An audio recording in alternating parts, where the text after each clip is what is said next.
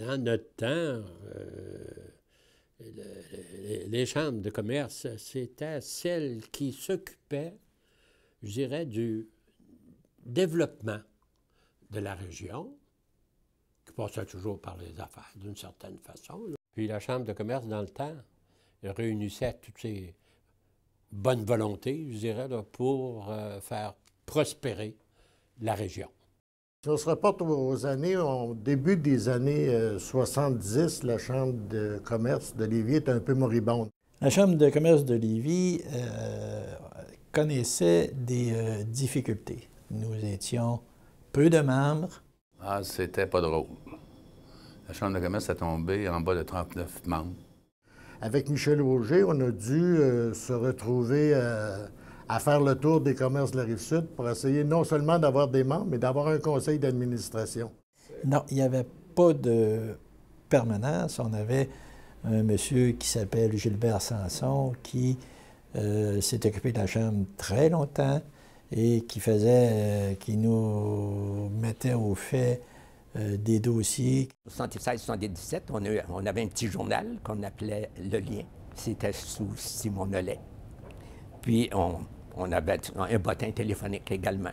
Ce qui est arrivé, c'est que moi, en 77, on voulait avoir un secrétariat permanent.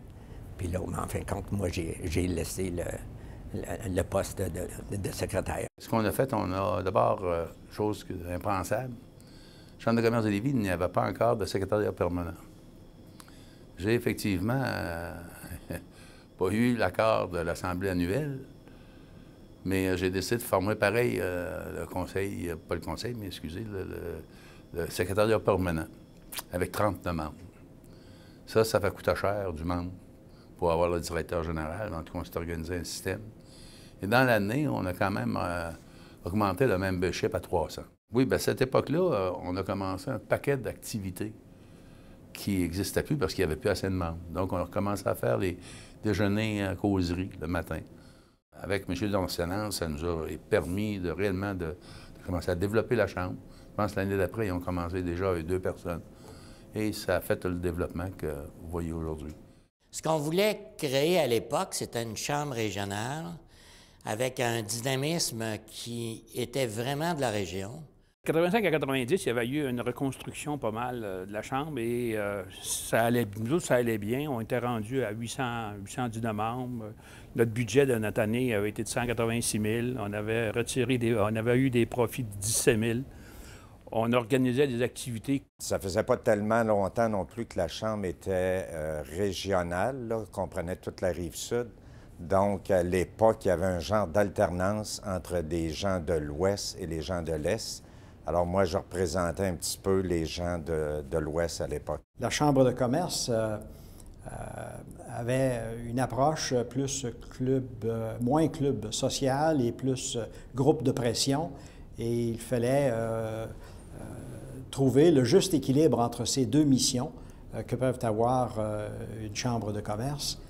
Oh, il y avait les dîners et soupers conférences qu'on avait, et je me souviens d'un en avril 95 dans lequel il avait été publicisé sur tous les réseaux de télévision, et TV, caméras, journaux, c'est-à-dire, on le recevait à l'époque M. Jacques Parizeau, qui était premier ministre du Québec, et il avait fait l'annonce que la tenue d'un référendum à l'automne 95 au Québec. Donc, à partir de ce moment-là, cette activité-là avait été vraiment sur toutes les tribunes. J'ai monté le premier site Internet de la Chambre, c'est sûr qu'il a évolué depuis ce temps-là, mais c'était dans les premiers balbutiements de l'Internet, en 17 ans. Donc, pour les gens d'affaires, on va à l'Internet, les gens commençaient, des membres de la Chambre, il y en a plusieurs qui commençaient à avoir des adresses courriel, puis tout ça. Fait qu'on a établi les premières adresses électroniques de la Chambre de commerce. C'était ccrsq.riq.qc.ca. Il était hébergé sur le réseau Internet Québec. Et tranquillement, pas vite, on en a parlé aux membres lors de déjeuners information, puis séminaires aussi, pour leur dire c'est quoi du commerce électronique, puis c'est quoi une adresse courriel, comment s'en servir. Puis de là, mais on a amené sur Internet les bulletins, le bottin, après ça, les activités, réservations en ligne, puis tout ça. On était déjà à l'avant-garde. On était la 5e chambre au Québec à être sur Internet provincialement. Un des objectifs de la Chambre était toujours de développer de plus en plus son membership. À ce moment-là, on était rendu approximativement peut-être 650 ou 700 membres, si ma mémoire m'est fidèle. Elle a pris de l'expansion pour deux raisons majeures. D'une part, parce qu'elle a développé des services qui étaient adaptés aux besoins des membres, donc qui répondaient à leurs besoins, et des activités de réseautage que les gens aimaient beaucoup.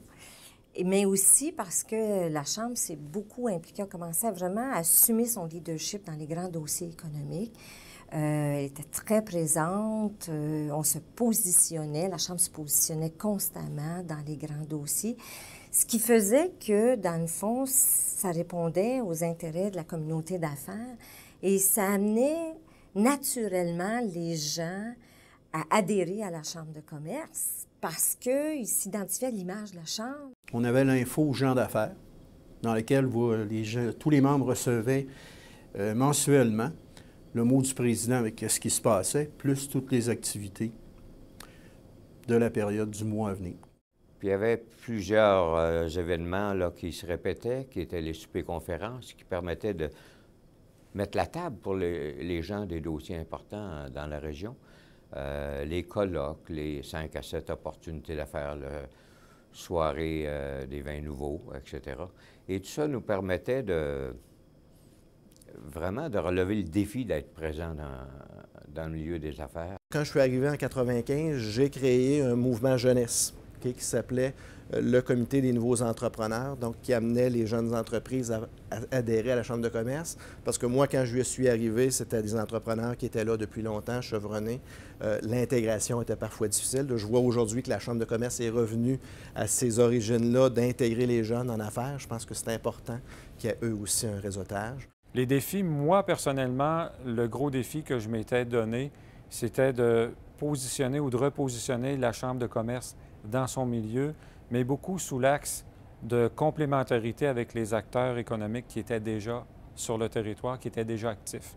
La Chambre de commerce a innové durant ces années-là par la mise en place de partenariats à long terme, d'une durée donc de plus d'une année, pour s'assurer la présence et le support d'organisations d'importance. Et la première entente de cette nature qui a été signée est avec Desjardins, qui a effectivement été signée durant l'année de ma présidence, ce qui a assuré un partenariat qui dure encore aujourd'hui, qui a été renouvelé, qui est très profitable à la Chambre de commerce de Lévis et je pense dont la Chambre est très fière.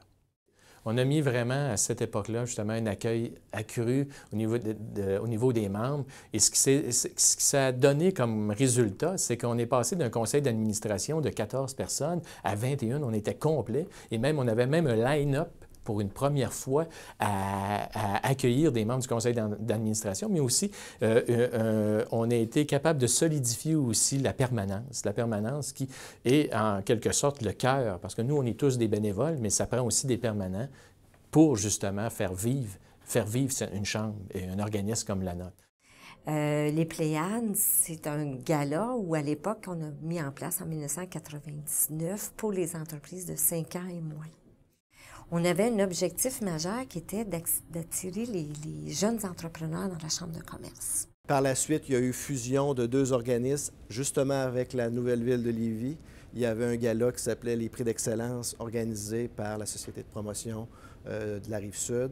Et bien sûr, on a jumelé les 2 galas pour en faire un seul, d'où le nom Pléiades Prix d'excellence, qui visait maintenant les entreprises, pas juste de moins de 5 ans, mais l'ensemble des entreprises du territoire. Alors, c'est devenu une organisation assez, une des plus importantes de la Rive-Sud comme rassemblement de l'élite et avec les meilleures entreprises de la région. Alors, ça l'a déployé, ça l'a donné, comment je dirais, beaucoup de rayonnement comme je dis, et de notoriété à la Chambre de commerce de Lévis. Le but, dans le fond, du centre d'affaires, c'était, il fallait déménager de toute façon. Il y avait le centre des congrès, on voulait être près de où l'activité se passe et on voulait offrir des services plus pointus, plus particuliers à nos membres. de réunir aussi des gens ensemble. De quelle façon, comment on fait innover? Bien, on a eu l'idée de la création du centre d'affaires.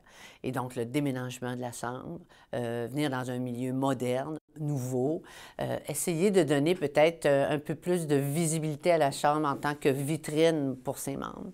L'importance de nos partenaires pour créer ce projet-là, bien, elle est essentielle. On n'aurait pas pu faire ce projet-là sans eux. On n'avait pas un sou pour permettre ça. On avait des idées pour développer, mais la Chambre, à cette époque-là, n'était pas dans une situation financière qui pouvait se permettre d'aller investir dans un nouveau projet seul. Le but de déménager la Chambre de commerce dans le quartier Misseo, c'était d'être dans le cœur de l'action, être proche du centre des congrès. Aussi, au niveau des coûts, il y avait des coûts évités pour la Chambre de commerce de s'installer près du centre des congrès où les événements allaient avoir lieu. Donc, c'était déjà de se mettre plus dans le centre des affaires, du développement économique de Lévis. On a toujours trouvé important de s'impliquer dans notre communauté. Est-ce que c'était dans un but avoué de faire des affaires plus qu'autre chose? Je pense pas. C'était le but de redonner à notre communauté, de s'impliquer, de créer du développement, d'être au courant aussi de ce qui se passe dans notre environnement. Une chambre de commerce vit avec ses membres et représente ses membres. Et non seulement ça, elle est le porte-parole du monde des affaires. Alors, la chambre de commerce, c'est la voix des affaires, c'est la voix des rencontres aussi, c'est la voix de la formation. C'est une voix qui parle beaucoup au nom des gens d'affaires. Et encore une fois, c'est une fierté pour nous autres membres de la communauté des gens d'affaires. À mon avis, la Chambre de commerce de Lévis évolue très bien.